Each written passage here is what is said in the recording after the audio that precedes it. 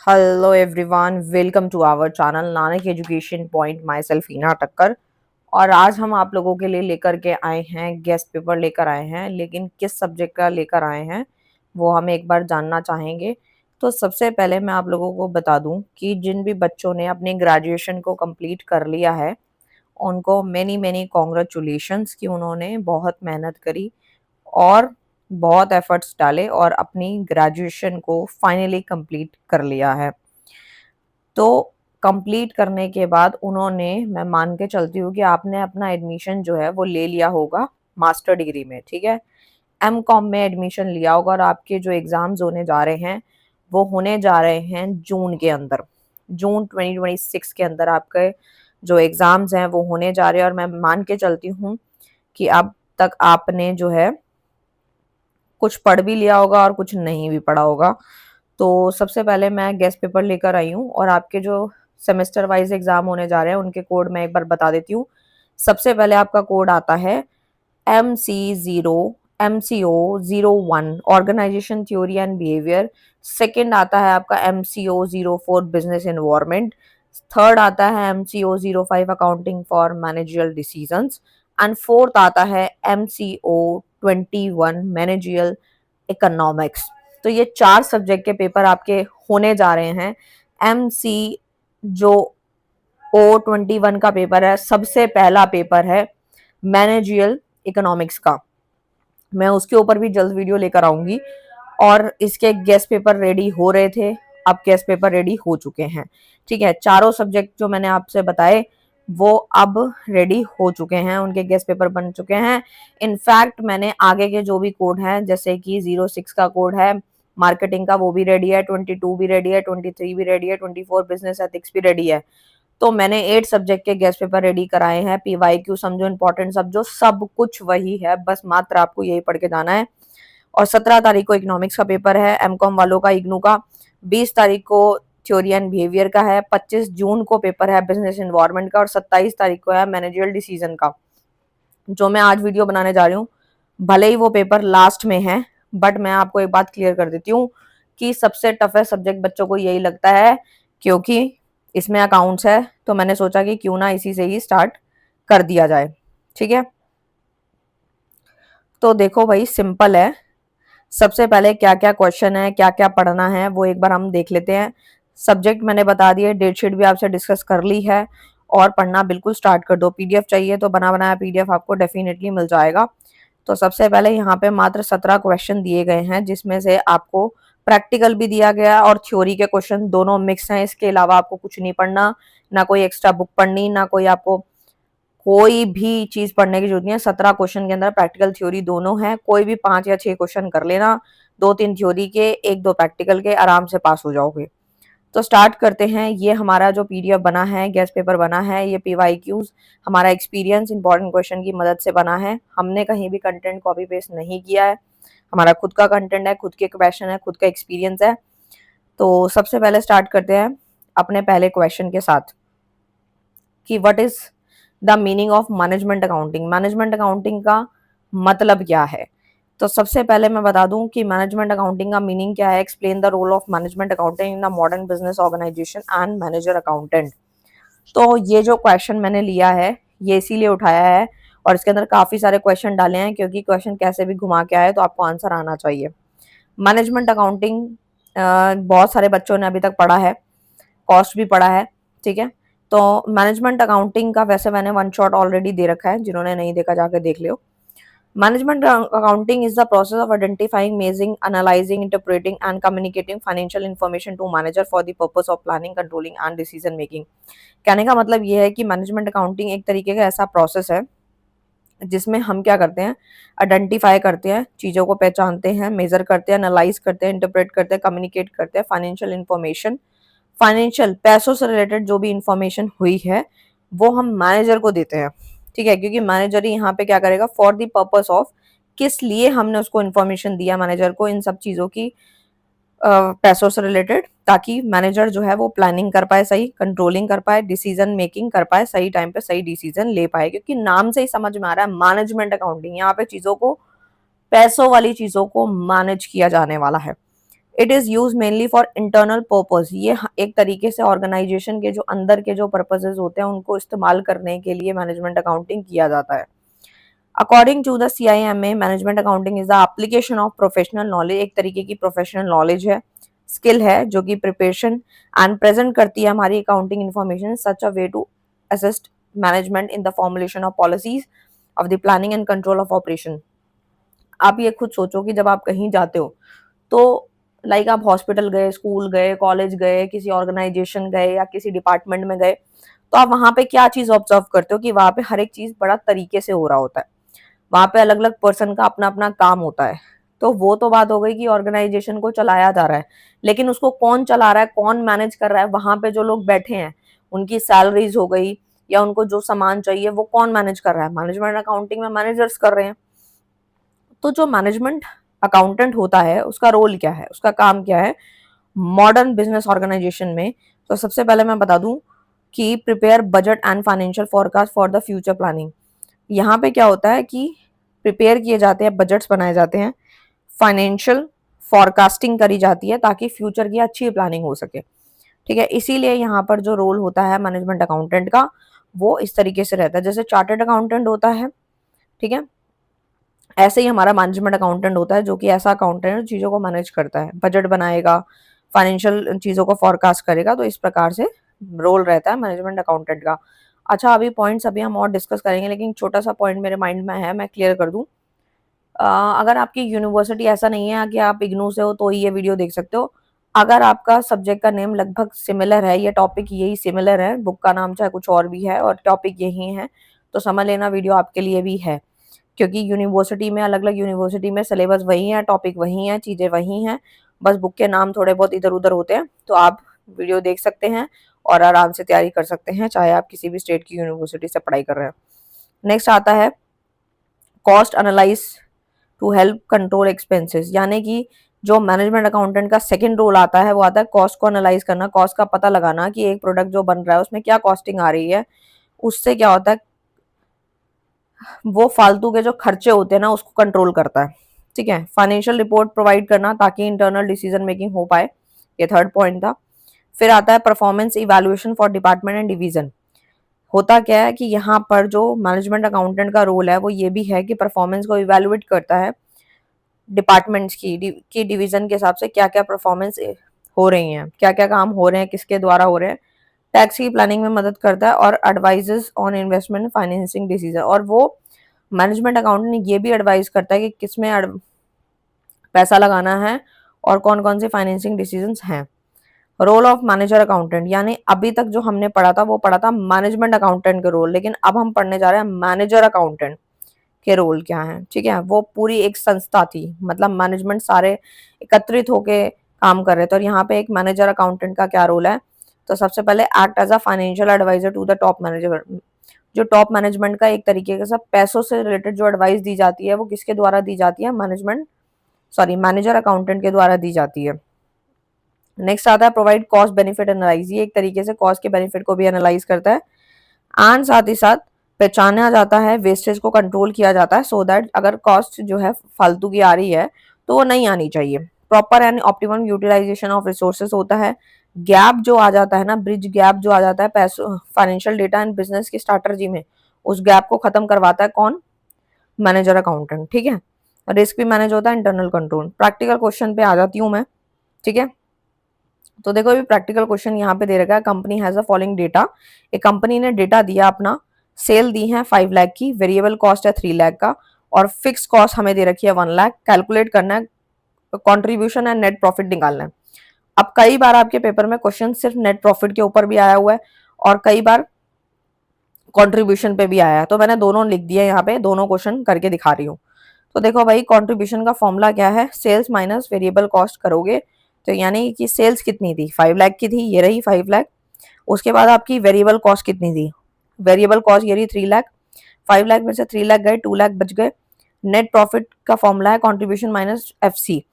तो कंट्रीब्यूशन कितना दे रखा है, कंट्रीब्यूशन आपको कंट्रीब्यूशन माइनस फिक्स कॉस्ट करना है। कंट्रीब्यूशन ऊपर निकाला 2 लाख का। ठीक है, उसके बाद फिक्स कॉस्ट कितनी दे रखी थी क्वेश्चन में, ये रही 1 लाख, तो ये यहाँ आ गई, तो दोनों को माइनस करेंगे 1 लाख आ गया। तो आप ये समझो कि नेट प्रॉफिट तब तक नहीं निकल सकता जब तक कंट्रीब्यूशन ना निकल जाए, और अगर कंट्रीब्यूशन दे रखा है तो नेट प्रॉफिट निकल जाएगा, लेकिन अगर कंट्रीब्यूशन नहीं दिया तो पहले वो निकलेगा, देन नेट प्रॉफिट का फॉर्मूला यहाँ पे लगेगा। आई होप आपको क्लियर होगा। समरी टेबल है ये उनके लिए जिनको शॉर्ट में समझना है, ऊपर मैंने काफी डिटेल में समझाया। नेक्स्ट क्वेश्चन है टाइप ऑफ अकाउंटिंग। अकाउंटिंग के टाइप्स क्या है, इसमें ना कई बार क्वेश्चन आया था, और मैं ना साथ साथ ये भी बताती जाऊंगी कि भाई मास्टर डिग्री में किस तरीके से क्वेश्चन आते हैं। तो 20-20 नंबर के भी होते हैं क्वेश्चन, ठीक है। 20 मार्क्स में 2 क्वेश्चन 3 क्वेश्चन होना जो है वो हो सकते हैं। ऐसा नहीं है कि आप सोचो कि एक क्वेश्चन में से एक ही चीज पूछेगा, ऐसा नहीं है, ठीक है। अब कई बार आपसे वो ये पूछता है कि व्हाट इज मैनेजमेंट अकाउंटिंग, या फिर वो आपसे पूछ ले what is the difference between management accounting and tax accounting. But यहाँ पर जो एक तरीके से ये समझना है कि टाइप्स तो पूछ ही रहा है, डिफरेंस भी पूछ सकता है। तो फाइनेंशियल अकाउंटिंग तो आपको पता ही है क्या होता है। ये सारे फाइनेंशियल ट्रांजेक्शन जो होती हैं बिजनेस की, उसको खाते में रिकॉर्ड करता है। Profit and loss and balance sheet account यहाँ बनती है। एक्सटर्नल पार्टी यूज करती है like investor, creditor, government use by, ठीक है। तो मैनेजमेंट अकाउंटिंग क्या अभी मैंने समझाया, internal decision making by management, management के द्वारा डिसीजन मेक किया जाता है, और ये अंदर का डिसीजन मेक होता है जिसके अंदर बजट भी होता है, फोरकास्ट भी होता है, कॉस्ट रिपोर्ट भी देखने को मिलती है। कॉस्ट अकाउंटिंग क्या होता है, तो देखो भाई कॉस्ट अकाउंटिंग के बारे में अगर मैं बात करूं तो कॉस्ट अकाउंटिंग क्या है, तो कॉस्ट अकाउंटिंग में आता है डिटरमाइन द कॉस्ट। यहाँ पे हमारी कॉस्ट को क्या किया जाता है, डिटरमाइन कर लिया जाता है, ठीक है।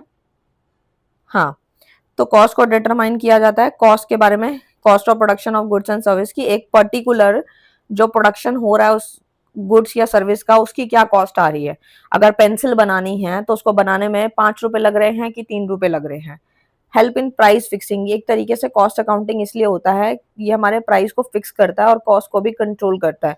मैं मान के चलती हूँ ये छोटी छोटी चीजें अब आपको आती ही होंगी, क्योंकि आप ये करने के बाद ही मास्टर डिग्री में आए हो और आपने ये सारी अकाउंटिंग पढ़ी ही होगी। नेक्स्ट आता है टैक्स अकाउंटिंग, ठीक है। तो देखो भाई टैक्स अकाउंटिंग के बारे में आप लोगों को कुछ बताती हूँ।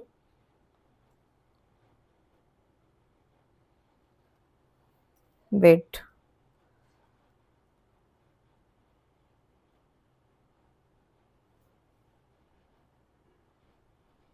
हम्म, तो टैक्स अकाउंटिंग जो होता है डील विद टैक्स प्लानिंग, ये एक तरीके से किस लिए होता है, टैक्स की प्लानिंग जो होती है उसमें डील करता है, कंप्यूटेशन करता है एंड फाइलिंग का काम करता है। Ensure compliance with applicable tax law, ठीक है। नाम से समझ में आ रहा है ये एक तरीके से कौन सा है, ये इंश्योर करता है हमारे टैक्स लॉ को, और हमारे को जैसे कि रिटर्न फाइल करनी होती है टैक्स की तो उसमें ये मदद करता है। सोशल रिस्पॉन्सिबिलिटी अकाउंटिंग क्या होता है, record the social and environmental cost of business activity. मतलब जितनी भी समाज की, सोसाइटी की या वातावरण की जितनी भी कॉस्ट होती है एक बिजनेस एक्टिविटी के अंदर, उसको रिकॉर्ड करने को ही हम सोशल रिस्पॉन्सिबिलिटी अकाउंटिंग कहते हैं, ठीक है। अच्छा, एक चीज और है जो कि यहाँ पे एड ऑन नहीं है बट मैं आपको एक्स्ट्रा बता रही हूँ, तभी मैं बीच में थोड़ा रुक भी रही थी क्योंकि मैं अभी एक दो चीजें इसमें और ऐड ऑन करना चाहती हूँ। जैसे कि एक चीज और है, वेट, ऑडिटिंग नहीं है। तो टाइप ऑफ अकाउंटिंग में यहाँ पे टोटल 5 लिखी हैं, बट मैं आपको एक और जो है समझा देती हूँ। एक तो होता है स्पेशलाइज अकाउंटिंग एरियाज जो होते हैं ना, जो मैंने आपको अभी समझाए हैं वो तो आपने बेसिक पढ़े हैं, बुक भी पढ़ी है, लेकिन 2 और मैं एक्स्ट्रा इसमें ऐड करती हूँ। 5 हैं तो 2 और ऐड हो जाएंगी। एक तो है आपकी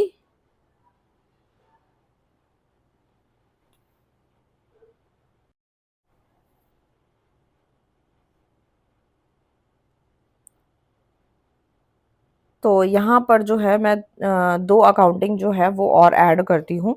एक तो आपकी आती है फॉरेंसिक, ठीक है। यहाँ पे मैं लिख रही हूँ फॉरेंसिक, ठीक है। फॉरेंसिक अकाउंटिंग होता क्या है, ये एक तरीके से इन्वेस्टिगेट फाइनेंशियल क्राइम, मतलब ये इन्वेस्टिगेट करती है, पता लगाती है जो भी फाइनेंशियल क्राइम्स होते हैं या फिर आपके जो भी डिस्क्रिपेंसीज हो रही हैं उससे रिलेटेड यह पता लगाती है, उसको हम फॉरेंसिक अकाउंटिंग कहते हैं, ठीक है।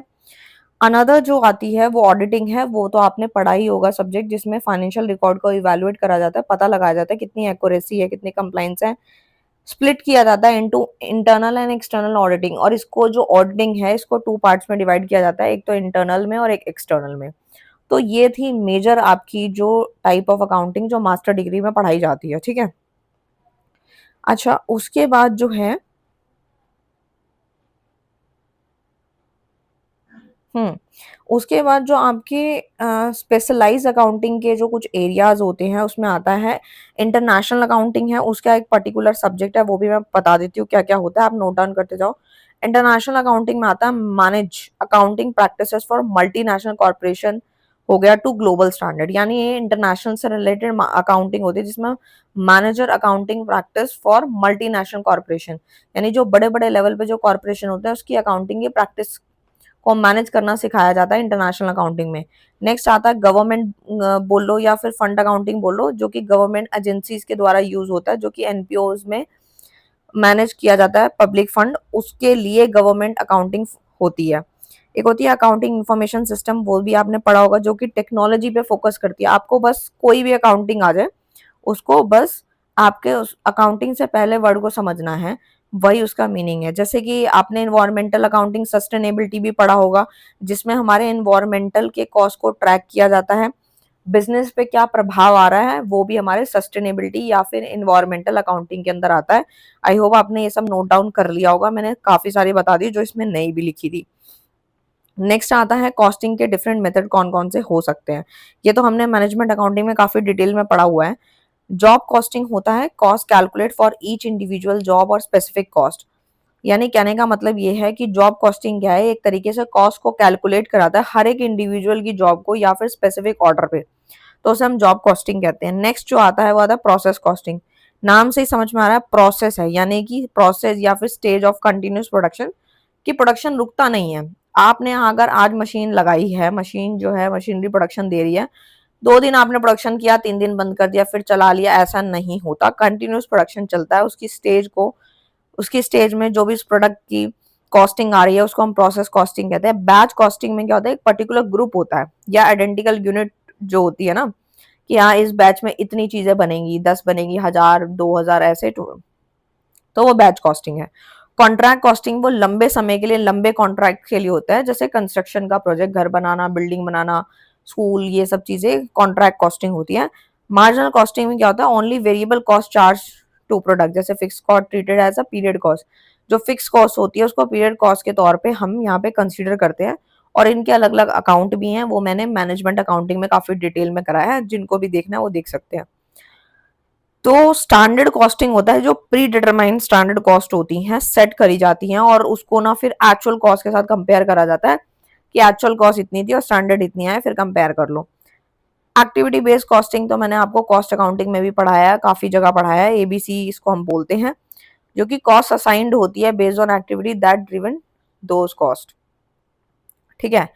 तो इसमें हम फॉर्मूला भी इस्तेमाल करते हैं एबीसी के अंदर।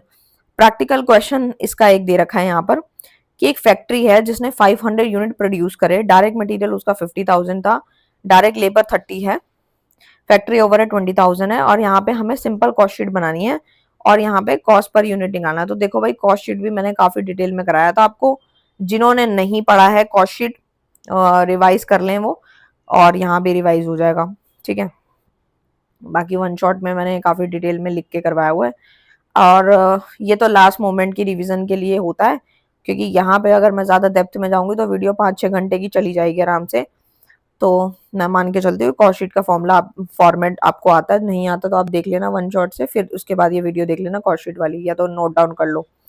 सबसे पहले क्या होता है, हम लोगों का जो कॉस्ट शीट का फॉर्मेट होता है वो भी चलो मैं यहीं बता देती हूँ, नहीं तो फिर आपको दोबारा बैक जाना पड़ेगा। तो देखो भाई, सबसे पहले जो कॉस्ट शीट का जो फॉर्मेट होता है वो काफ़ी सिंपल होता है, ज़्यादा कोई टफ नहीं होता, ठीक है। तो मैं उनको याद दिलवा देती हूँ कि क्या क्या चीज़ें आती हैं। सबसे पहले ऊपर आता है डायरेक्ट मटेरियल आता है, ठीक है। डायरेक्ट मटेरियल में जो भी हमारे परचेजेस हैं, कैरीज ऑन परचेज है, ये सारी चीज़ों को हमने जोड़ना होता है। फिर उसके नीचे सेकेंडरी आता है direct material, sorry direct labour आता है। उसके बाद नेक्स्ट क्या आता है, नेक्स्ट आता है हम लोगों का डायरेक्ट लेबर, ठीक है। तो सिंपल भाषा में तो यही है कि हमारा जो कॉस्ट शीट का फॉर्मेट मैंने आप लोगों को बताया है, ठीक है। अब कई सारे बच्चों ने तो पेपर दिया ही है, ठीक है, कॉस्ट शीट बनाई भी होगी, बट हो सकता है कि आपके माइंड से जो है स्किप हो गया होगा, कोई बड़ी बात नहीं है, तो कोई टेंशन लेने की खास ज़रूरत है नहीं, ठीक है। बस आपको जो है कुछ चीज़ें याद रखनी होती हैं कि कॉस्ट शीट जो है उसमें डायरेक्ट पहले मटेरियल आता है। देखो मैं लिखती हूँ यहाँ पे, एक तो यहाँ पे जगह का दिक्कत है, डीएम आता है, डीएल आता है, डीई आता है, उसके बाद हमारी प्राइम कॉस्ट आती है, ठीक है। ये हमारा फॉर्मेट होता है। सबसे पहले क्या आता है, पर्टिकुलर अमाउंट तो आप लिखेंगे लिखेंगे, ठीक है। पहले डायरेक्ट, एक तो ये पेन का चक्कर है, direct material, wait wait wait wait, पहले डायरेक्ट मटेरियल, फिर डायरेक्ट लेबर, फिर डायरेक्ट एक्सपेंसेस, फिर प्राइम कॉस्ट आती है। फिर उसके बाद जितने भी ओवरहेड है फैक्ट्री से रिलेटेड वो हम जोड़ देते हैं, फैक्ट्री के ओवरहेड यहाँ जुड़े हुए हैं, ठीक है। उसके बाद आपका ओपनिंग स्टॉक जो होता है वर्क इन प्रोग्रेस का वो प्लस हो जाता है, और क्लोजिंग स्टॉक जो होता है वर्क इन प्रोग्रेस का वो माइनस हो जाता है। उसके बाद हमारा क्या आता है, फैक्ट्री कॉस्ट आ जाती है, ठीक है। यहाँ लिखती हूँ फैक्ट्री कॉस्ट, फैक्ट्री कॉस्ट, जगह थोड़ी कम है इसलिए मैं लेकिन सब बताती जा रही हूँ। फैक्ट्री कॉस्ट के बाद आपके ऑफिस से रिलेटेड जितने भी ओवरहेड्स हैं वो जुड़ जाते हैं, फिर सीओपी आ जाता है, एंड देन उसके बाद आपका opening stock of finish good को ऐड करना है, फिर सीओजीएस आता है, sorry cost of goods available for sale आता है, फिर क्लोजिंग स्टॉक फिनिश गुड्स के माइनस कर देंगे तो सीओजीएस आ जाता है। तो इस प्रकार से ये पूरा फॉर्मेट था। बाकी क्वेश्चन तो काफी छोटा सा लेकर आई हूँ आप लोगों के लिए ताकि आपको इजीली रिवाइज हो जाए, उसके बाद आप एडवांस क्वेश्चन भी कर सकते हो, मैंने टेलीग्राम पे अपलोड कर रखे हैं कॉस्ट शीट के। तो सबसे पहला क्या है, डायरेक्ट मटेरियल हमारे क्वेश्चन में गिवन है क्या, एक बार देख लेते हैं। 50,000 गिवन था, ले लिया। डायरेक्ट लेबर कितनी है, 30 की है, वो भी ले लिया, ठीक है। दोनों को जोड़ेंगे, प्राइम कॉस्ट आ गई 80,000 की। फैक्ट्री के ओवरहेड कितने गिवन थे, 20,000 गिवन है क्वेश्चन में, वो भी हमने डाल दिया। उसके बाद टोटल सीओपी जो निकल के आ रहा है वो आ रहा है 1 लाख, ठीक है। 80 + 21 कर दिया। उसके बाद कॉस्ट पर यूनिट निकालने के लिए आपको पता ही है क्या करते हैं, यूनिट्स हमें क्वेश्चन में जो है कॉस्ट पर यूनिट निकालनी थी, तो कॉस्ट पर यूनिट निकालने के लिए क्या करेंगे, 1 लाख डिवाइडेड बाय 500 कर देंगे, ठीक है, क्योंकि 500 यूनिट ही प्रोड्यूस हो रहे थे, ये क्वेश्चन में गिवन है। तो भाई दोनों को डिवाइड देंगे, then you will get 200 per unit आपका आ जाएगा। समरी टेबल उनके लिए है जिनको शॉर्ट में पढ़ना था। तो कॉस्ट शीट का फॉर्मेट भी मैंने बताया और साथ में क्वेश्चन भी कराया आप लोगों को, बाकी आप प्रैक्टिस कर सकते हैं वन शॉट से। नेक्स्ट क्वेश्चन आता है, what is cash flow statement, feature, merit, demerit, technique. अरे इनमें से कुछ भी पूछ लेता है, यूनिवर्सिटी का कुछ भरोसा नहीं है। तो सबसे पहला आता है कैश फ्लो होता क्या है, नाम से समझ में आ रहा है कैश का फ्लो देखा जा रहा है। फाइनेंशियल स्टेटमेंट एक तरीके से जो बताती है कितना कैश का इन है और कितना आउटफ्लो है, कितना पैसा आ रहा है कितना जा रहा है। एंड कैश इक्विवेलेंट, कैश के इक्विवेलेंट जो चीजें हैं स्पेसिफिक अकाउंटिंग पीरियड में वो कैश फ्लो बताती है। Prepared as per accounting standard accounting 3 हमें बताती है कैश फ्लो स्टेटमेंट जो होती है वो स्टेटमेंट है जो समराइज करती है कैश की रिसिप्ट को और पेमेंट को, कितना पैसा गया कितना आया, ये सारी चीजें हमें कौन बताता है, कैश फ्लो स्टेटमेंट।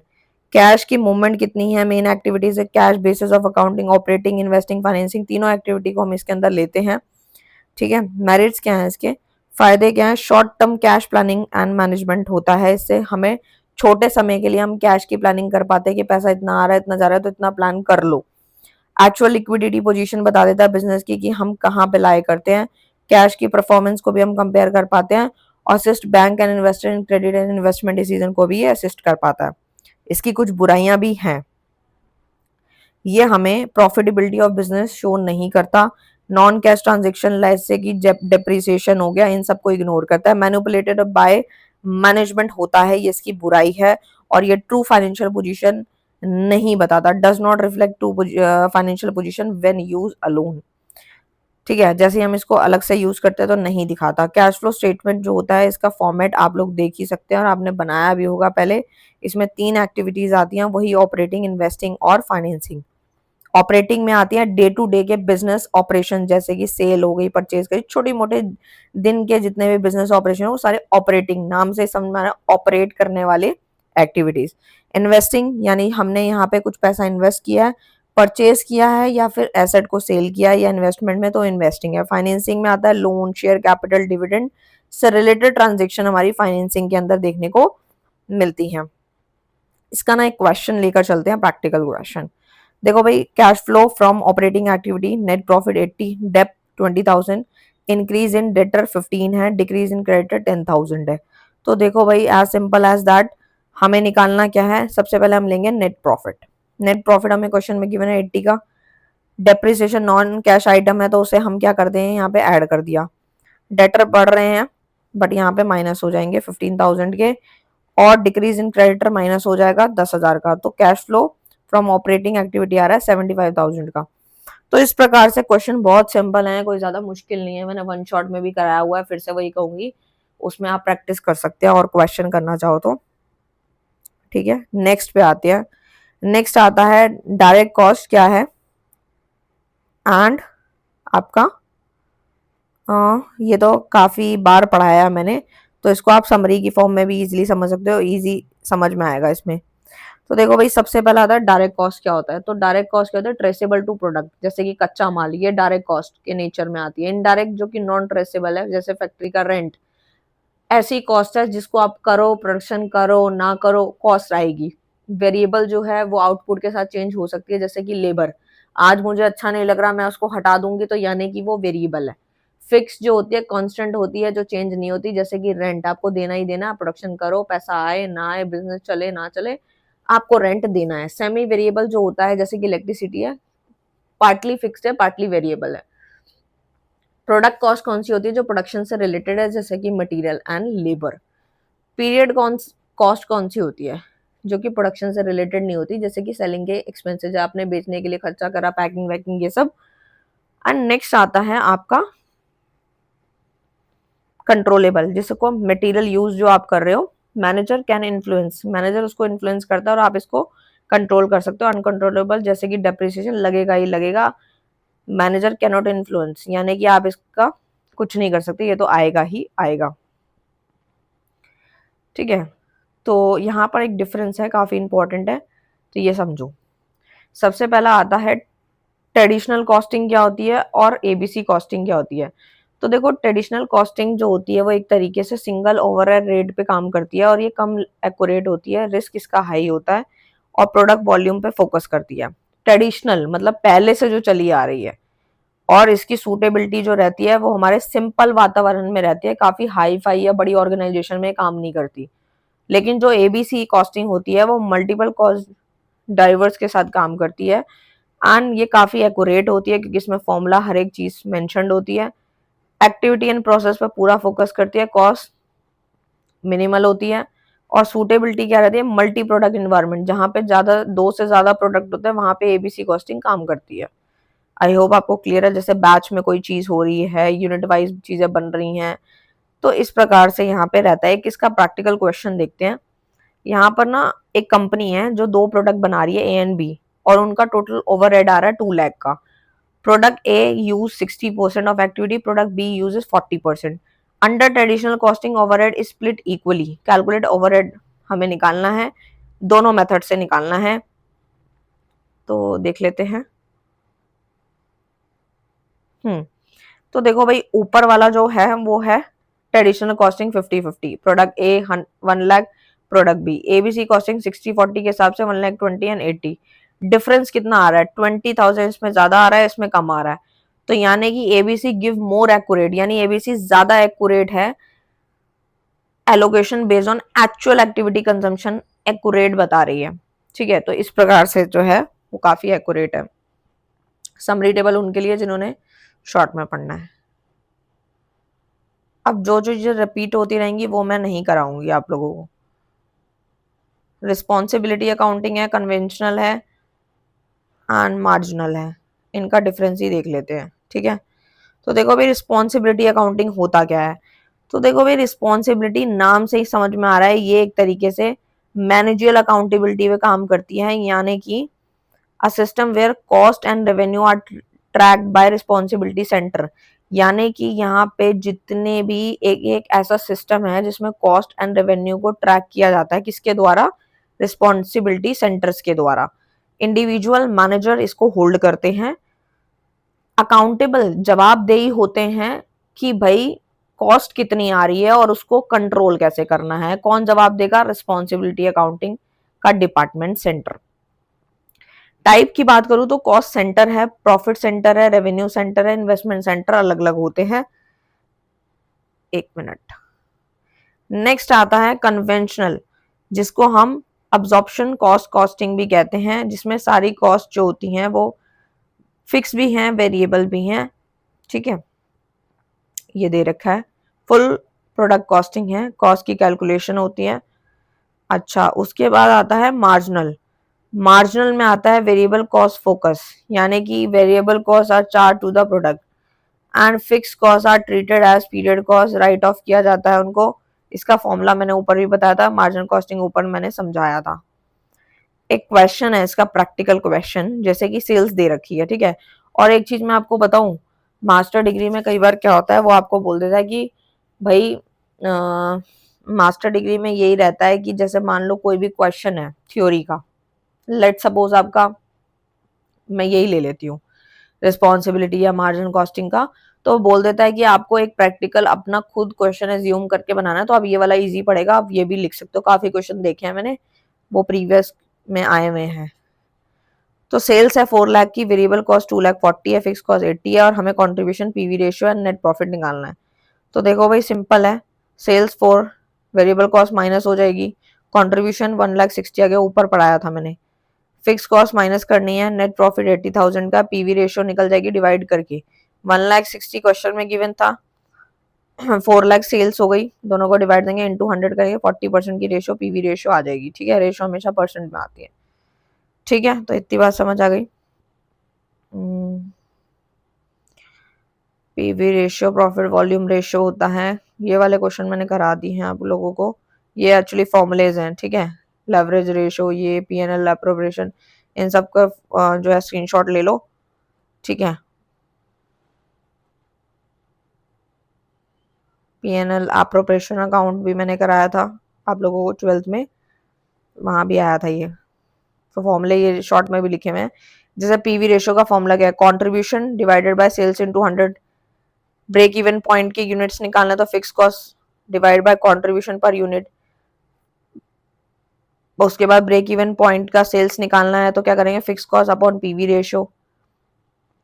ठीक है, फिर आपको मान लो कि लेबर रेट निकालना है। ठीक है, लेबर रेट वेरिएंस निकालना है, एलआरवी शॉर्ट में बोलूंगी, एलईवी मतलब लेबर एफिशिएंसी वेरिएंस। निकालने के फॉर्मूले ये लिखे हुए हैं, जैसे S R minus A R into actual R, S H minus A H into standard rate, फिर एलसीवी निकालना, standard cost minus actual cost. यहाँ मैं शॉर्ट में ही करा रही हूँ, क्योंकि यहाँ पे मैं डिटेल में जाऊंगी तो 5-6 घंटे की वीडियो बनेगी वो फिर। ठीक है, ये वैसे डिटेल में मैंने कराया, मैनेजमेंट अकाउंटिंग का वन शॉट देख लेना। ठीक है, ग्रॉस प्रॉफिट है सेल्स माइनस सीओजीएस करना, नेट प्रॉफिट के लिए gross profit minus operating expenses करना है। ठीक है, ये इरेज कर देती हूँ। ठीक है, आई होप आपको क्लियर है।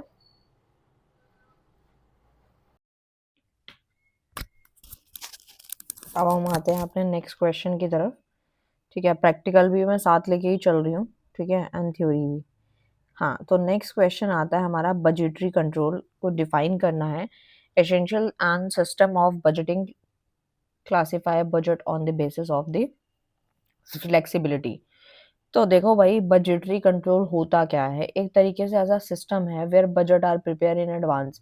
यहाँ पे जो बजट प्रिपेयर किए जा रहे हैं वो एडवांस में किए जा रहे हैं, और एक्चुअल परफॉर्मेंस को कंपेयर किया जाएगा बजट फिगर्स के साथ, ताकि हम वेरिएंस यानी कि डिफरेंसेस निकाल सकें और सही टाइम पे करेक्टिव एक्शन ले सकें। उसी को हम बजटरी कंट्रोल कहते हैं। और अगर आपको अभी भी समझ नहीं आया तो मैं आपको एक सिंपल लैंग्वेज में अपने एग्जांपल की मदद से समझाती हूँ। तो देखो, ये बजटरी कंट्रोल है क्या, बजटरी यानी यहाँ पे बजट को प्रिपेयर किया जा रहा है, फिर उसको कंट्रोल किया जा रहा है, क्योंकि आप बिना उसको बनाए या फिर प्रिपेयर करे आप कैसे उसको कंट्रोल कर पाएंगे ना। ठीक है, तो इस तरीके से दूसरी डेफिनेशन भी आप पढ़ सकते हैं जो आपको इजी लगे या बुक में। तो बजटरी कंट्रोल सिस्टम के यहाँ पे कुछ फीचर्स, एसेंशियल नेचर, कैरेक्टरिस्टिक पूछे तो आपको यही पॉइंट्स लिखने हैं। इसी से आप मेरिट्स एंड डीमेरिट्स भी बना सकते हैं। तो सबसे पहला पॉइंट आता है clear organization objective must be defined, यानी जो हमारी ऑर्गेनाइजेशन के जो उद्देश्य हैं वो बिल्कुल क्लियर होने चाहिए, मस्ट डिफाइन होने चाहिए। ये हमारी बजटरी कंट्रोल सिस्टम का एक पार्ट समझो या फिर इसका फीचर समझो। Budget committee must be form with all the department head. ऐसा नहीं है कि एक पर्टिकुलर डिपार्टमेंट की बात हो रही है, बजट कमेटी क्या हर एक डिपार्टमेंट के हेड के साथ कनेक्शन बैठाती है, कम्युनिकेशन करेगी। Budget manual should be prepare with guidelines, यानी जो बजट जो है वो मैनुअल शुड बी प्रिपेयर्ड, जो भी प्रिपेयर किया जाएगा वो मैनुअली किया जाएगा और उनकी गाइडलाइंस के अकॉर्डिंग किया जाएगा। A proper budget period must be decided, और ऐसा नहीं है कि हाँ भाई हमारे मन में आ रहा है या मैनेजर के अकाउंट मन में आ रहा है जो बजट बना रहा है कि कुछ भी बना दे, ऐसा नहीं होता। हर एक चीज देखनी पड़ेगी, proper period must be decided. Active participation for all the department is necessary, सारे जितने भी डिपार्टमेंट्स होते हैं उनका पार्टिसिपेशन बिल्कुल एक्टिव होना जरूरी है। ऐसा नहीं है कि दो डिपार्टमेंट के लोग जो है उसमें आ रहे हैं और दो इंटरेस्ट नहीं ले रहे, वो नहीं चलेगा। डेजिग्नेटेड बजट ऑफिसर और कंट्रोलर मस्ट बी अपॉइंटेड, और एक तरीके से यहाँ पे बजट ऑफिसर या फिर कंट्रोलर अपॉइंट किया जाएगा सो दैट यहाँ पे अच्छे से एक बजट जो है वो बन सके। एंड बजट जो है यहाँ पर टू टाइप्स का बताया गया है, one is fix and second one is flexible. मैं डिफरेंस की मदद से इसलिए समझा रही हूँ ताकि इजीली समझ आ जाएगा। तो देखो भाई, फिक्स बजट है जो कि एक एक्टिविटी लेवल उसका सिंगल होता है। फ्लेक्सिबल जो होता है वो मल्टीपल लेवल पे काम करता है। एडजस्टेबिलिटी की बात करूं तो फिक्स जो है वो कैनॉट बी चेंज, नाम से क्लियर है, फिक्स है, चेंज नहीं हो सकता। कई बार क्या होता है हम पेपर में बैठ जाते हैं और हम कंफ्यूज हो जाते हैं कि फिक्स्ड वाले में क्या लाइंस लिखनी थी, क्योंकि नाम से क्लियर है ये चेंज नहीं हो सकता। और जबकि आप फ्लेक्सिबल बजट को जो है एडजस्ट कर सकते हो, एडजस्ट विद आउटपुट होता है। एक्यूरेसी इसमें कम रहती है फिक्स में क्योंकि ये चेंज नहीं होता और ये काफी रियलिस्टिक होता है। सूटेबिलिटी की बात करूँ तो इसमें स्टेबल कंडीशन चाहिए और इसमें कंडीशन चेंज चाहिए सो दैट ही ये फ्लेक्सिबल बजट यहाँ पे काम करता है। अब यहाँ पे एक क्वेश्चन लेकर आए हैं हम लोग, प्रैक्टिकल क्वेश्चन है। फिक्स ओवरहेड बजट 60,000 है एट 100% कैपेसिटी के साथ, जिसमें 1000 यूनिट प्रोड्यूस हो रही है। एक्चुअल प्रोडक्शन 800 यूनिट्स है, एक्चुअल फिक्स ओवरहेड 62,000 है एंड हमें यहाँ पर फिक्स ओवरहेड वेरिएंस निकालना है, यानी फिक्स ओवरहेड यानी कि वेरिएंस मतलब डिफरेंस हमें कैलकुलेट करना है। तो सबसे पहले स्टैंडर्ड फिक्स ओवरहेड के 800 रहेगा। देखो ये क्वेश्चन में गिवन था, दिखा देती हूँ मैं आप लोगों को, ये रहा 800 यूनिट्स दे रखा है, ये रहा, ठीक है। तो इनटू करेंगे 60 करेंगे, ठीक है। यहाँ पर इसको थोड़ा सा कम कर देती हूँ, अभी आपको विजिबल होगा, ठीक है।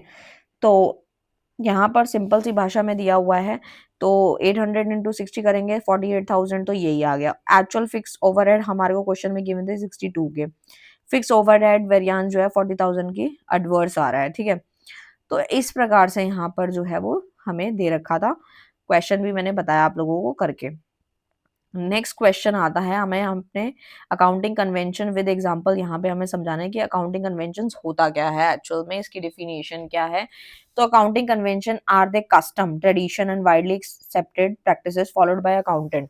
ये एक तरीके से अकाउंटेंट के द्वारा फॉलो की जाती है, जिसके अंदर हमें कस्टम, ट्रेडिशन और जो एक्सेप्टेड प्रैक्टिसेस होती हैं वो सारी चीजें हमें फॉलो करनी पड़ती हैं। किसको फॉलो करनी पड़ती है? अकाउंटेंट को, जब वो फाइनेंशियल स्टेटमेंट को बनाता है। क्योंकि देखो एक छोटा सा एग्जांपल लेके मैं यहाँ चलती हूँ, जब आप स्कूल जाते हो तो आप अपने स्कूल्स के रूल्स रेगुलेशन मानते हो ना, कि हाँ 7 बजे जाना है, इस ड्रेस में जाना है, इस ड्रेस कोड में जाना है, ऐसे प्रिपेयर होकर जाना है, या ये चीज लेके जानी है। तो वहां पे आपने रूल्स रेगुलेशन स्कूल के वातावरण के हिसाब से या स्कूल की पॉलिसीज के रूल्स के हिसाब से माने। तो यहाँ पे भी जो मैनेजर है, जो अकाउंटेंट है, जो यहाँ पे फाइनेंशियल स्टेटमेंट तैयार कर रहा है, जिस चीजों के बारे में पता लगा रहा है, तो वो हर एक चीज को जो उसमें बताई गई है वो उसे माननी पड़ेंगी। They are not legally binding but are generally forward for consistency and comparability. ये एक तरीके से इसलिए भी होता है, एक तरीके से कंसिस्टेंसी एंड कंपेरेबिलिटी के लिए ये बनाए जाते हैं। एंड अकाउंटिंग कन्वेंशंस क्यों इंपॉर्टेंट है? कन्वेंशन ऑफ कंसिस्टेंसी, कंसिस्टेंसी तो हर एक चीज में जरूरी है। आप चाहे वो पढ़ाई कर रहे हैं, चाहे आप बिजनेस कर रहे हैं, चाहे आप जॉब कर रहे हैं, without consistency we can't do anything, ठीक है। कन्वेंशन, जैसे कि मैं मान लो कि आप लोगों को स्टार्टिंग में मैं 2-3 सालों से लगी हुई हूँ, यूट्यूब पे वीडियोस बना रही हूँ और मुझे खुद को अच्छा नहीं लगता कि जब मैं 2 दिन वीडियो नहीं दे पाती या 3 दिन नहीं बना पाती, क्योंकि मेरी कंसिस्टेंसी नहीं छूट जाती है, क्योंकि मेरे को और भी काम होते हैं, क्लासेस होती हैं, तो वो तो एक मजबूरी का काम है। लेकिन जानबूझ के वीडियो ना बनाना वो मेरी गलती होगी, कि अब एग्ज़ाम्स आने वाले हैं और मेरे को भी टेंशन है कि फटाफट से आप लोगों के लिए वीडियोज़ बनानी है। अब जैसे मैंने बीएड भी स्टार्ट कर दिया है, बीएड के वीडियोज़ मैं अभी तक 2-3 बना चुकी हूँ और फर्स्ट सेकंड ईयर पूरा मुझे कंप्लीट करना है। यहाँ तक कि मैंने क्वेश्चन बैंक रेडी करा दिए, एमकॉम के भी रेडी करवा दिए, एमबीए के भी करवा दिए और असाइनमेंट भी चल रहा है हमारा। तो हम पूरी मेहनत कर रहे हैं आप लोगों के लिए, आप लोग भी कर रहे हो। ये क्या है, कंसिस्टेंसी है कि मैं ऐसा नहीं कह रही कि मैं अपनी तारीफ कर रही हूँ, क्योंकि मेरी भी कंसिस्टेंसी बीच में रुक जाती है, कई बार मैं वीडियो नहीं डाल पाती हूँ। हर एक चीज में कंसिस्टेंसी मोस्ट इंपॉर्टेंट है। Convention of consistency, same accounting method and policy should be followed year after year, यानी कि अकाउंटिंग के मेथड और जो पॉलिसी है वो सेम रहती हैं, फॉलोड करे जाते हैं हर एक साल again and again. Unsure comparability of financial statement across period. If straight line method of depreciation is used, you should continue in the future year. कि अगर हम डेप लगा रहे हैं, डेप्रिसिएशन लगा रहे हैं, तो अगर हमने एक साल एसएलएम लगाया तो नेक्स्ट ईयर भी एसएलएम होना चाहिए, डब्ल्यूडीवी नहीं होना चाहिए। तो वो कंसिस्टेंसी फिर छूट जाती है, फिर टाइम ज़्यादा लगने लगता है। अगर हम मेथड हम बार-बार बदलेंगे तो टाइम ज़्यादा कंज्यूम होता है और वो वाली एक्यूरेसी नहीं पता लग पाती जो लगनी चाहिए। नेक्स्ट आता है कन्वेंशन ऑफ कंजर्वेटिज्म में आता है जैसे प्रूडेंस। प्रूडेंस क्या बोलता है कि प्रिंसिपल जो है इसका प्ले सेफ, हमें जो है सेफ तरीके से खेलना होता है। अगर हमें यहाँ पे एग्जांपल दिया, provision for bad debt is created even before the debt become bad. Accountant should anticipate all the profit possible losses but should not anticipate a profit until realize। वो कहता है कि प्रॉफिट तो जब आएगा तब की तब देखी जाएगी, बट जो लॉस होने वाला है इन फ्यूचर उसको आज ही खाते में रिकॉर्ड कर लो ताकि तुम्हें दुख दर्द ना हो। तो वो हमें प्रूडेंस बताता है। मटेरियलिटी, कन्वेंशन ऑफ मटेरियलिटी भी हमने पढ़ा है, ये सारे हमने ऑलरेडी पढ़ा रखे हैं फाइनेंशियल अकाउंटिंग में, बट स्टिल मैं दोबारा करा रही हूँ क्योंकि ये सब्जेक्ट में आ रहे हैं। Only material and significant item need not to be disclose separately, यानी कि जो हमारी स्मॉल स्टेशनरी के एक्सपेंसेस हैं need not be shown separately. जरूरी नहीं है कि छोटे मोटे स्टेशनरी के खर्चे जो होते हैं उसको आप अलग जगह पे दिखाओ, but a large loan must be disclose. लेकिन जो बड़ा लोन है या बड़ा कोई एक्सपेंसेस है वो आपको दिखाने चाहिए। फुल डिस्क्लोजर क्या बोलता है कन्वेंशन ऑफ फुल डिस्क्लोजर, कि all the material fact and information must be fully disclose in the financial statement, ensure transparency for the stakeholder. एक तरीके से बिल्कुल क्लियर कट साफ दिखाई देना चाहिए स्टेक होल्डर को कि क्या वो जानना चाहता है। जैसे contingent liability and pending legal cases must be disclose in notes.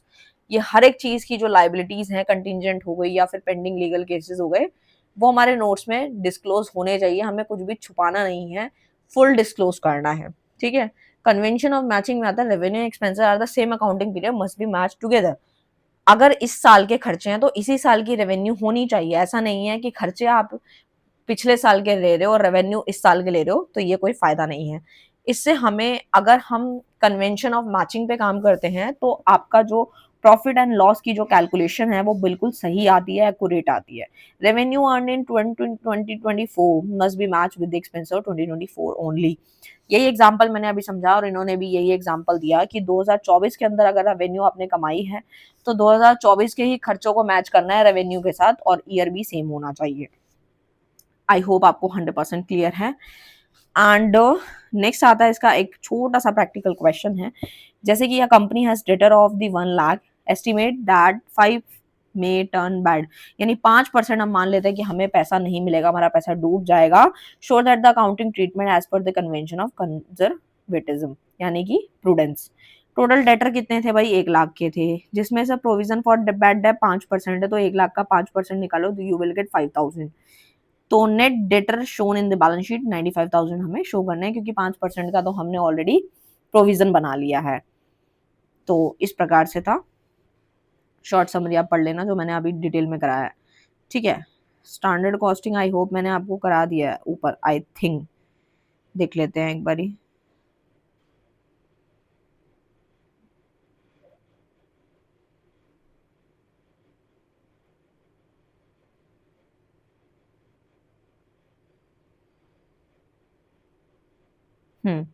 ये स्टैंडर्ड कॉस्टिंग का टॉपिक आया था यहाँ पर। ठीक है।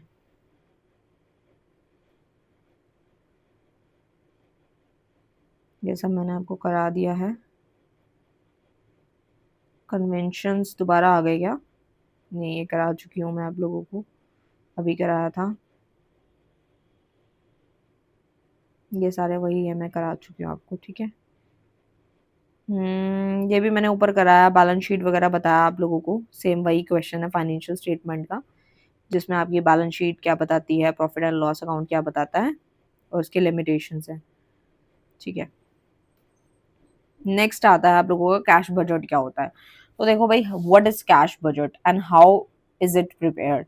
तो कैश बजट जो है एक तरीके के साथ फाइनेंशियल प्लान है that estimate all the expected cash receipt and cash payment for the future period, कि हम फ्यूचर में क्या हमें पैसा आएगा, क्या कितना कैश की हमें पेमेंट करनी है, तो कैश बजट बताता है, ठीक है।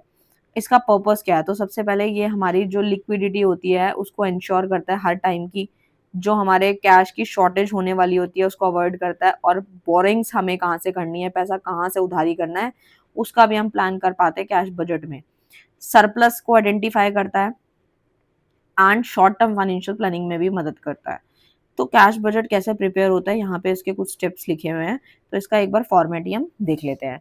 तो सबसे पहले आता है ओपनिंग कैश बैलेंस आता है, मंथ जितने भी मंथ का निकालना है, उसमें कैश रिसिप्ट को हमें जोड़ना है, अवेलेबल कैश कितना है वो आ जाएगा, फिर कैश पेमेंट करने को माइनस करना है, पैसा गया तो माइनस, आया तो प्लस करना है, ये रूल बस याद रखना है, कैश बजट निकल जाएगा। एंड एंड में आपका क्या निकलेगा, क्लोजिंग कैश बैलेंस आपका निकल जाएगा। एक प्रैक्टिकल क्वेश्चन है, समझ लेते हैं।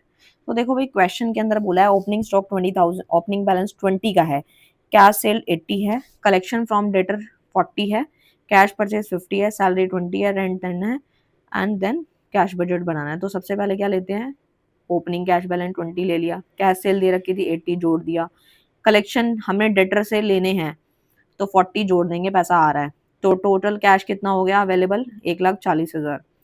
फिर कैश परचेजेस माइनस, अब जो चीज जाएगी वो माइनस करेंगे क्योंकि पैसा गया, सैलरी भी गई 20,000 की माइनस, रेंट भी गया 10,000 का माइनस, तो 60,000 क्लोजिंग कैश बैलेंस है। देखो सिंपल टेक्निक है, पैसा आएगा तो प्लस, जाएगा तो माइनस, ठीक है।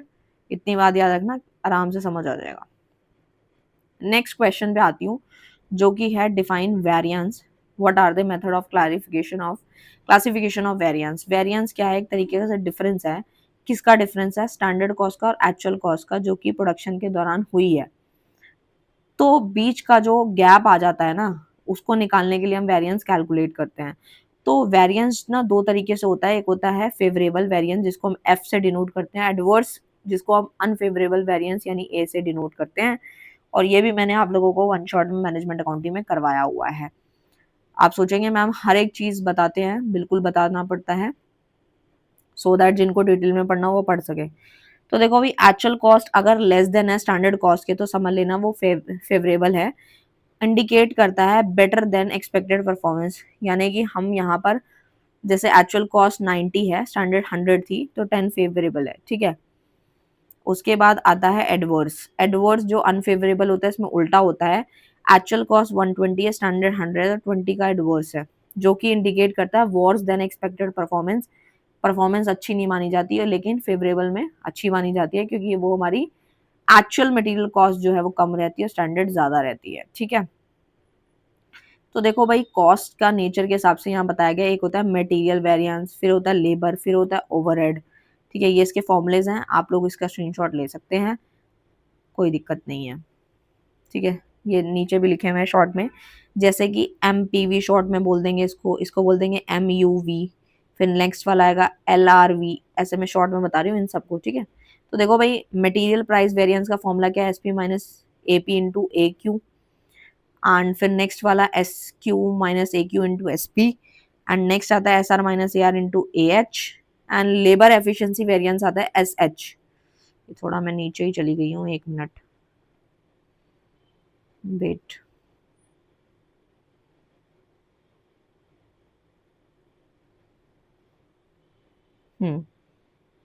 ठीक है, तो नेक्स्ट आता है, यही थी ना मैं,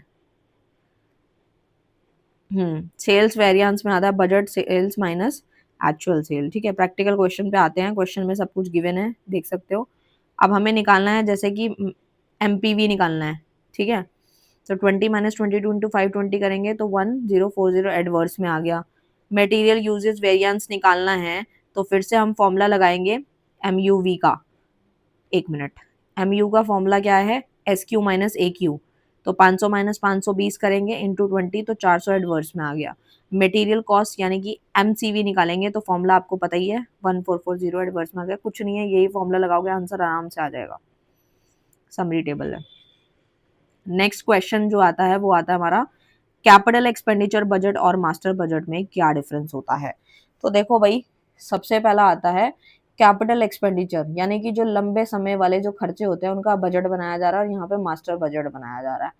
तो जो भाई हमारा कैपिटल एक्सपेंडिचर बजट होता है उसके अंदर ओनली कैपिटल या फिक्स एसेट एक्सपेंडिचर आते हैं, लॉन्ग टर्म होते हैं, लंबे समय के लिए होते हैं, नॉन रेकरिंग होते हैं। एसेट जो परचेज हुई है ओनली वो आता है, ठीक है। एंड इसके अंदर क्या आता है, मास्टर बजट में सारे बजट को कंबाइन किया जाता है क्योंकि इसका नाम ही क्या है, master budget. Short term long term दोनों आता है, सेल प्रोडक्शन कैश कैपिटल सब ले लेते हैं इसके अंदर। एनुअल प्रिपेयर्ड एवरी ईयर, और ये ओकेजनली होता है जबकि ये हर साल होता है। ये फाइनेंशियल प्लानिंग ओवरऑल बताता है। आई होप आपको क्लियर है, फॉर्मूले का आप ले सकते हैं। ये भी मैंने करवाया हुआ है, करवाया तो मैंने सब कुछ हुआ है। करंट रेशियो का फॉर्मूला सब कुछ यहाँ मेंशन्ड है, ठीक है।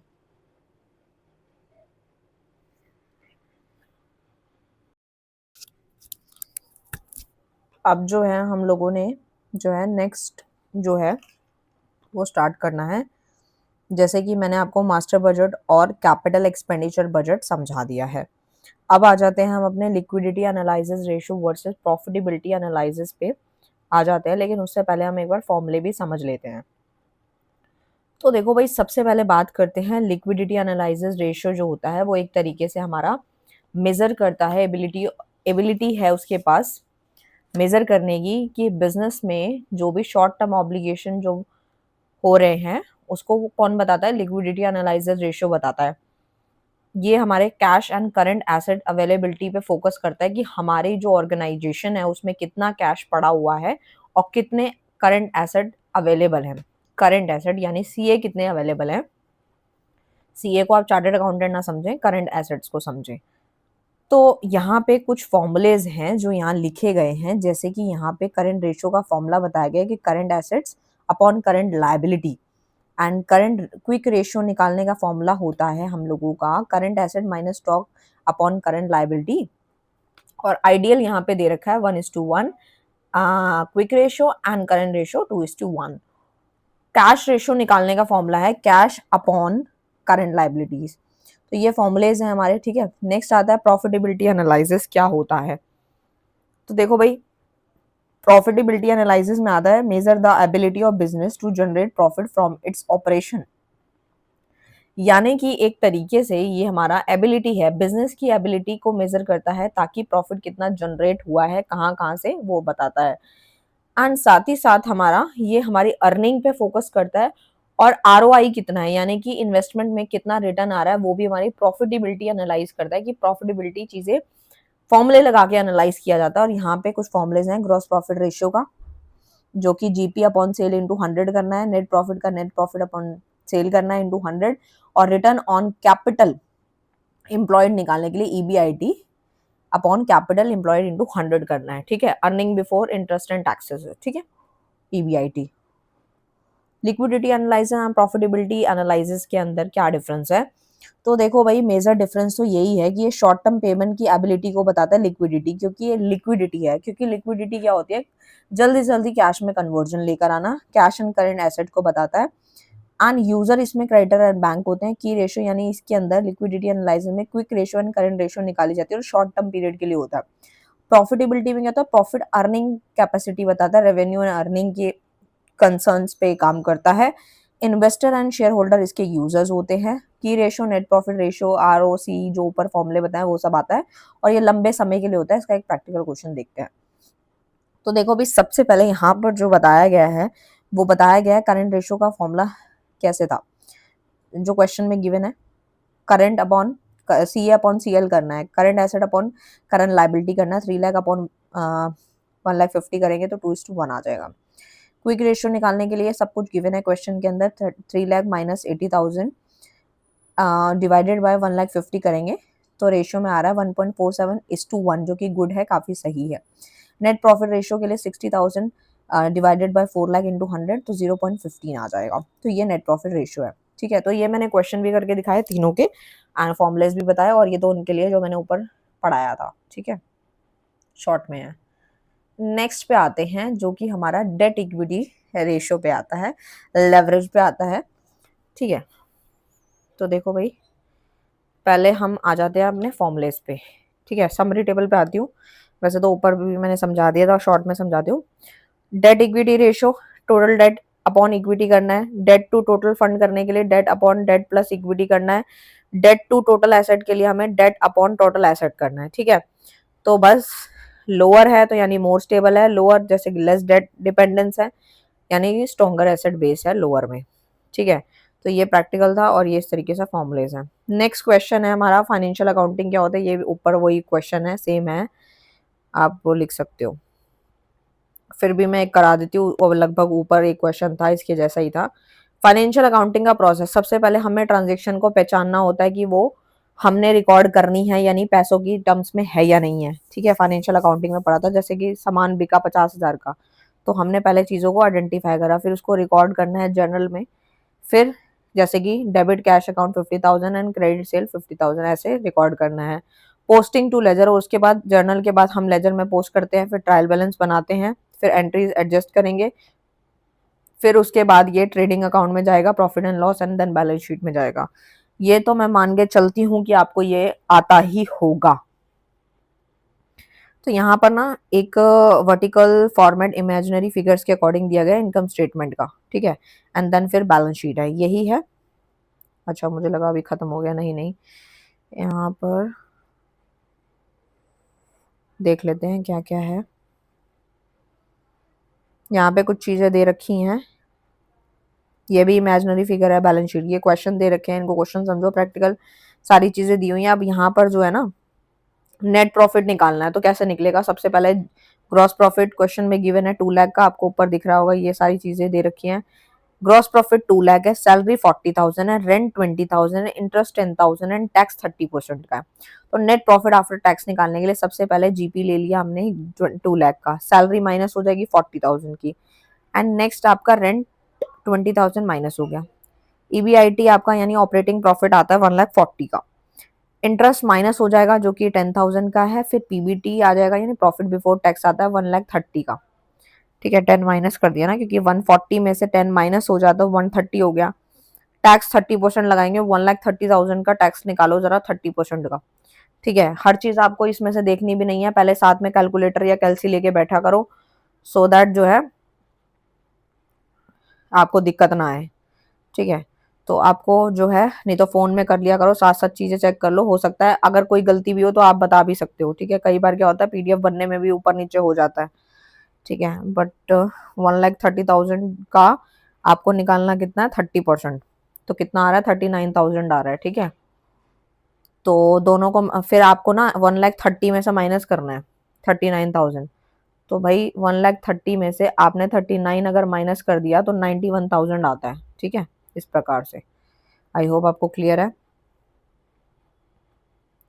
नेक्स्ट आपका कॉस्ट शीट का है, वो तो मैंने ऊपर आपको काफी अच्छे से समझाई है, ये वैसे इमेजिनरी फिगर पे दे रखी है, काफी बड़ी वाली।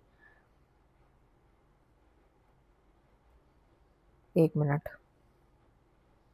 ये तो आपको मैंने ऊपर बहुत अच्छे से समझाई है, इसका फॉर्मेट भी बताया था, प्राइम कॉस्ट कैसे निकलेगी, तो ये मैं मान के चलती हूँ कि आप लोग कर ही लोगे। इमेजिनरी फिगर्स ली गई हैं इसके अंदर, क्योंकि आपके पेपर में भी इमेजिनरी फिगर के अकॉर्डिंग ही काफी क्वेश्चन पूछे गए थे, ये तो आप निकाल ही लोगे। स्टैंडर्ड कॉस्टिंग बजटिंग मैंने ऑलरेडी करा दिया है, काफ़ी चीज़ें करा चुकी हूँ, फिर भी एक बार इसका डिफरेंस देख लो, वैसे तो करा दिया है मैंने। जैसे स्टैंडर्ड कॉस्टिंग में और बजटिंग में क्या डिफरेंस है, तो सबसे पहले स्टैंडर्ड कॉस्टिंग ना पर यूनिट कॉस्ट पे फोकस करता है, जबकि ये पूरे प्लान पे, बजटिंग है ना तो बजट यानी पूरे प्लान पे फोकस करता है। इसका पर्पस है वेरिएंस एनालाइज करना, यानी कि डिफरेंसेस को पकड़ना, किसका काम है स्टैंडर्ड कॉस्टिंग का, और इसमें क्या होता है टारगेट्स सेट करना, क्योंकि ये बजट है। फिर नेक्स्ट आता है ये, इसका लेवल ऑपरेशनल है, इसका मैनेजियल है, क्योंकि इसमें चीजें मैनेज करनी पड़ती हैं, देखनी पड़ती हैं, और इसका की टूल है वेरिएंस रिपोर्ट, यानी डिफरेंसेस की रिपोर्ट बनाना। इसमें क्या होता है, बजट वर्सेस एक्चुअल रिपोर्ट बनाना, बजटेड क्या है और एक्चुअल में क्या आया। रिलेशनशिप क्या रहता है, बेसिस ऑन प्रोडक्शन बजट, ये किसके ऊपर प्रभावित है, प्रोडक्शन बजट के। और ये क्या, user standard cost as input. तो ये था पूरा का पूरा आप लोगों का जो मैंने करवाया है, काफी ज्यादा डिटेल में भी आप कह सकते हो, प्रैक्टिकल थ्योरी फॉर्मूले सब करा दिए हैं और अच्छे से करा दिया है। कोई डाउट आए तो आप मुझे कमेंट करके पूछ सकते हैं और पढ़ना स्टार्ट कर दें। सबसे डिफिकल्ट सब्जेक्ट बच्चों को यही लगता है मास्टर डिग्री में आने के बाद, क्योंकि इसमें प्रैक्टिकल है, लेकिन फिर भी मैंने सबसे पहले इसी को उठाया। लेकिन आपका पेपर इसका सबसे एंड में है, लेकिन मैंने इसको पहले कराया है। नेक्स्ट वीडियो मेरी शायद मैनेजमेंट अकाउंटिंग पे होगी या फिर किसी और पे भी हो सकती है, बट मैं जल्दी सारे एमकॉम के या एमबीए के जितने भी सब्जेक्ट्स हैं सारे कंप्लीट कराऊंगी आपके एग्जाम से पहले पहले। All the best for your exam, thank you so much.